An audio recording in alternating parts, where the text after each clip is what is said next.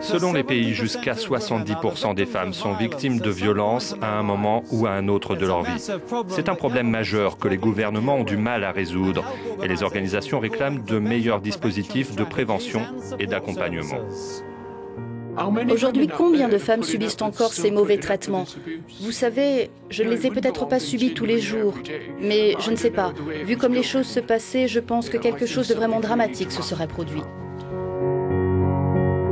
Partout, les gouvernements subissent la pression des associations pour qu'ils agissent contre toutes les formes de maltraitance dont les femmes sont la cible.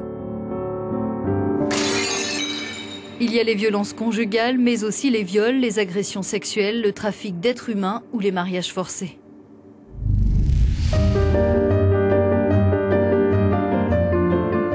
À Cardiff, au Pays de Galles, le sujet est considéré comme une priorité. Le gouvernement semi-autonome promet de se mobiliser davantage et de venir en aide aux victimes.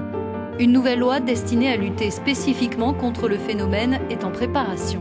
Et la nécessité de mettre en place des dispositifs d'accompagnement adaptés ne fait aucun doute ici. Nous avons obtenu l'autorisation de tourner dans un tout nouveau refuge pour femmes. Son emplacement exact est tenu secret. Des mesures de sécurité strictes sont prises pour protéger les pensionnaires. Sur place, une femme accepte de témoigner. Elle nous raconte avoir dû fuir le domicile conjugal. Ma santé se détériorait, ma santé mentale se dégradait et j'étais au plus bas. Beaucoup de femmes sont dans ma situation. Parce que quand vous subissez la cruauté psychologique et physique et des mauvais traitements pendant aussi longtemps, ça vous fait sombrer.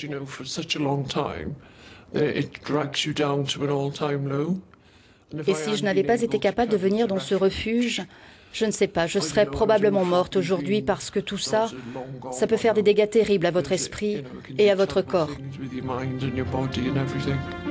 Les victimes ont la possibilité de rester dans cette structure jusqu'à ce que des solutions à long terme soient trouvées.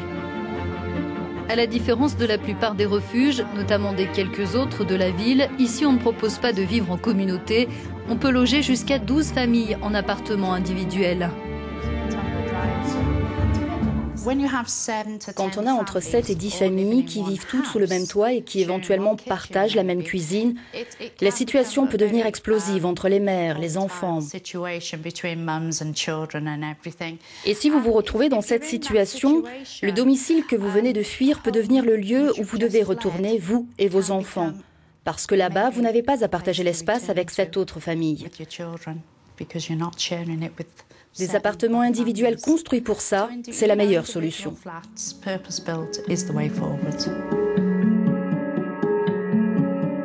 Le gouvernement gallois est en train de travailler à l'élaboration d'une loi annoncée comme révolutionnaire. Objectif, améliorer la coordination entre les différents services publics concernés grâce à la nomination d'un conseiller indépendant. Les dispositifs d'aide seront rapprochés et renforcés. Des formations sont prévues pour les professionnels ainsi que des campagnes auprès du grand public. Les associations espèrent que l'on imposera aux organismes publics un devoir minimum d'assistance.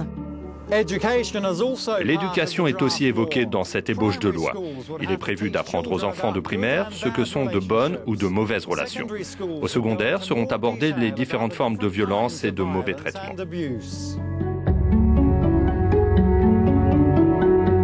Mais en période de crise, il est plus difficile de trouver comment financer la lutte contre cette violence. Les pouvoirs publics peuvent avoir d'autres priorités et souvent les associations se retrouvent privées de fonds. Dans ce contexte, le niveau européen peut être un recours.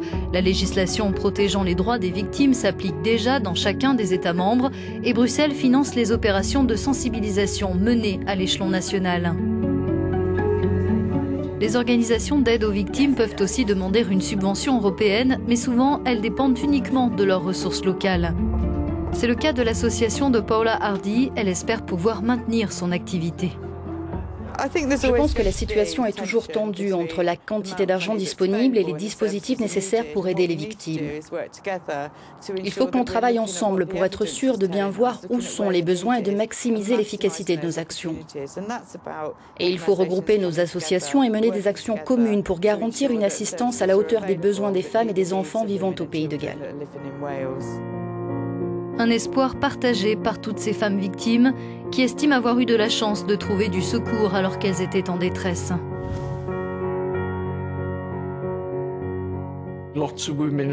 Il y a beaucoup de femmes qui subissent des mauvais traitements, qui sont battues. Les hommes leur font parfois des choses terribles, mais il y a un moment où on n'en peut plus. Ce refuge, c'est une bouée de sauvetage. Sans ça, je n'aurais jamais été capable de m'enfuir, et c'est pareil pour de nombreuses femmes. Qu'en est-il des violences conjugales faites aux hommes? Le phénomène existe et on ne peut l'ignorer.